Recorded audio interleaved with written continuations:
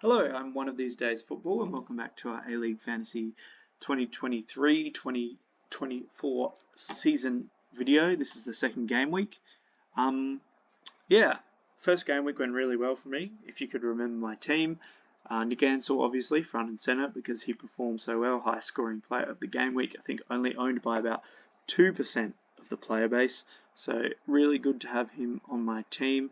And I also scored the 10th best score out of 6,100 players, so not bad at all. Just did a quick weekly review. We played Ansell and Hingett instead of Nicolau and Wadningham, other than this lineup that you see in front of you. So on the review, obviously the Adelaide defence staying strong, and then Ansell scoring really helped out points-wise. I think Paulson and Kelly Held ended up being really good picks to scout for potential future profit. Nicolau also looking like another profitable pick. Tom Wadningham of the profitable picks didn't play as he was away with the Joeys, and Johnny Yule also started and played a fair amount of game time for Adelaide United, getting a lot of praise from Carl Viet. I think those enabler kind of picks that I talked about last week really paid off, and maybe that research stayed strong. Well, it did for the first game week. We'll see about the season because it is a long season. I think it's 26 or 27 game week rounds. So 1 out of 27, there's a long way to go. Speaking on the picks that I did decide to spend money on, Beige having shots and getting really high on the pitch ended up being a really good pick. Hingett, I'm still quite happy with, just unfortunately he's injured. I'm not deciding to trade him out yet because I think he will be pivotal to Brisbane. Hopefully he gets back sooner rather than later. If he's out for 2 weeks, we might have to trade him after this week, but hopefully it's just 1 week and Jack Hingett will be back. The goalkeepers, I've already said Paulson ended up being an absolutely fantastic backup keeper pick. And it was good I picked him as my backup because Joe Gauchi ended up getting 1 more point than him, and another really good pick because it was between Joe and Jamie Young. And the hard bit about Joe and Jamie was I didn't know about this second week. I thought it was much of a muchness between them as they were playing each other. But for the first week I backed Joe, and that's why I ended up going with the Adelaide United keeper. And look, I got lucky, paid off there.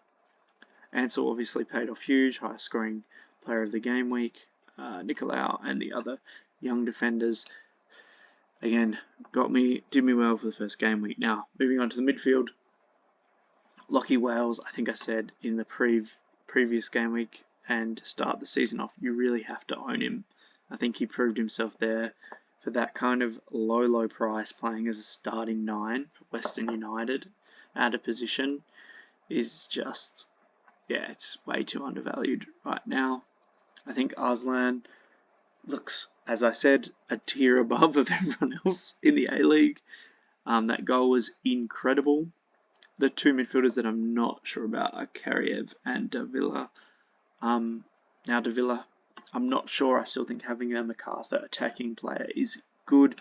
I'm just not sure if it's Davila or Jed Drew, which is better to have. But it's only been 1 week, so you need a bit more statistics behind you to make some better decisions. Kariev, again, only been 1 week. I'm not really sure. I don't want to trade him out yet. I have backed him in from the pre-season, so we'll see how the second week goes, especially when they're home, the Wellington Phoenix. I will say the midfield for me is lacking Jay O'Shea. Jay O'Shea looked amazing for Brisbane. Probably not the week to bring him in this week, but if I can find a way to bring Jay O'Shea in, I think that might be something I have to look at doing in the future. Forward line, McLaren and Lolly, even though they didn't score, McLaren got an assist, even though they didn't score though, either of those two, I still think they played relatively well. Sydney probably underperformed a bit. McLaren's that poacher, so maybe he doesn't get as much of the ball, but when he does, he scores. I'm still happy to back them both in. I still think they're the right picks, and I think they will score probably this game week, both of them.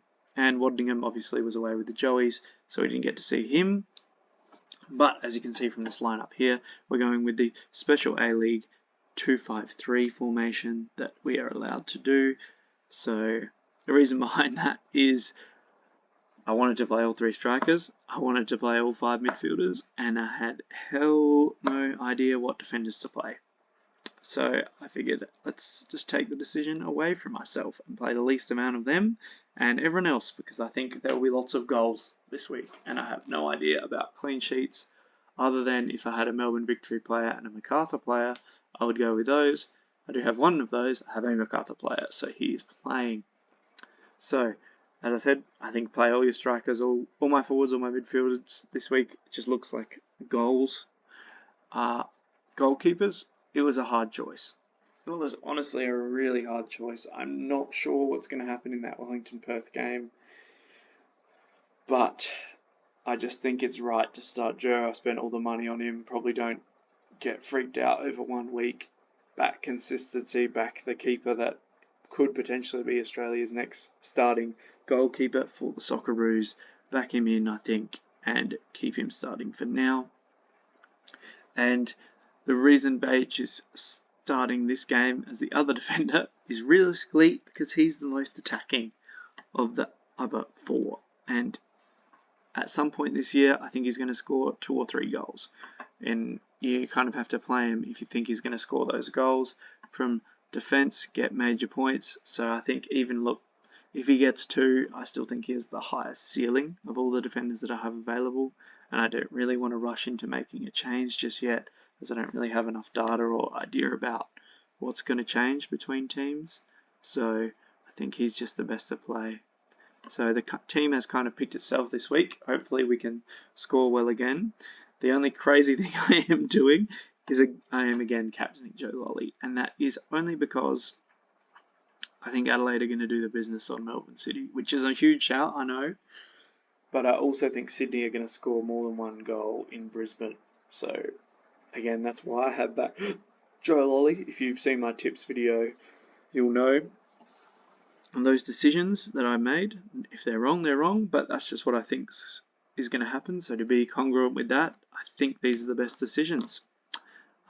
Yeah, that's going to be my fantasy team for game week 2. No changes, just changes in who's starting. Did really well game week 1.